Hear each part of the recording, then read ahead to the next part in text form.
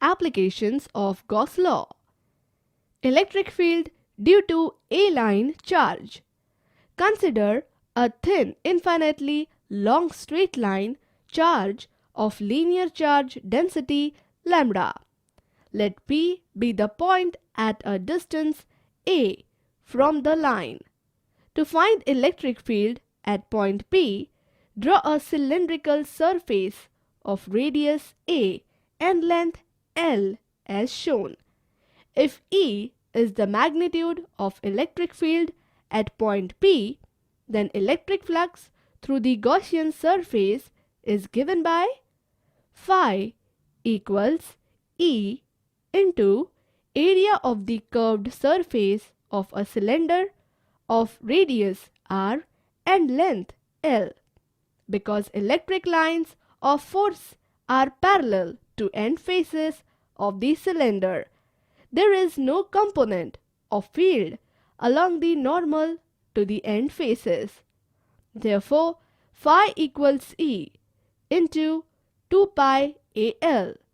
Say it is as equation 1. Now from Gauss theorem, we have phi equals lambda L by epsilon naught. Say it as equation 2.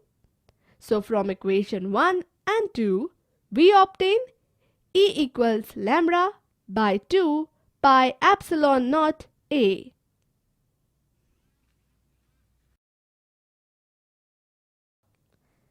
Electric field due to an infinite plane sheet of charge.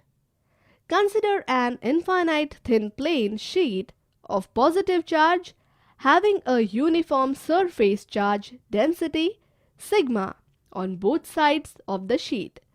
Let P be the point at a distance A from the sheet at which electric field is required. Draw a Gaussian cylinder of area of cross section A through point P as shown. The electric flux crossing through the Gaussian surface is given by E into area of the circular caps of the cylinder. Since electric lines of force are parallel to the curved surface of the cylinder, the flux due to electric field of the plane sheet of charge passes only through the two circular caps of the cylinder, that is equal to E into 2A. Let's say it as equation 1.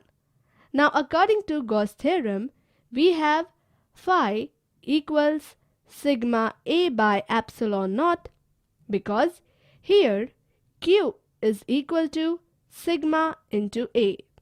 Say it as equation 2. So from equation 1 and 2, we obtain E as sigma by 2 epsilon naught.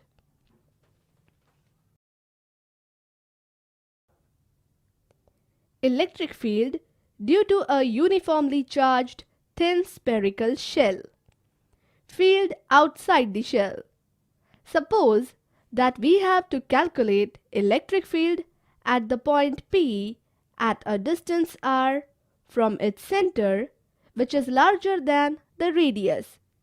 Draw the Gaussian surface through point P so as to enclose the charged spherical shell. The Gaussian surface is a spherical shell of radius r and center O as shown. Now the electric flux through a differential area element is given as shown. As the ds vector is along the normal to the surface, so cos theta is 1 and hence the dot product becomes equal to E into ds only. The total electric flux can be obtained by the surface integral of differential flux elements.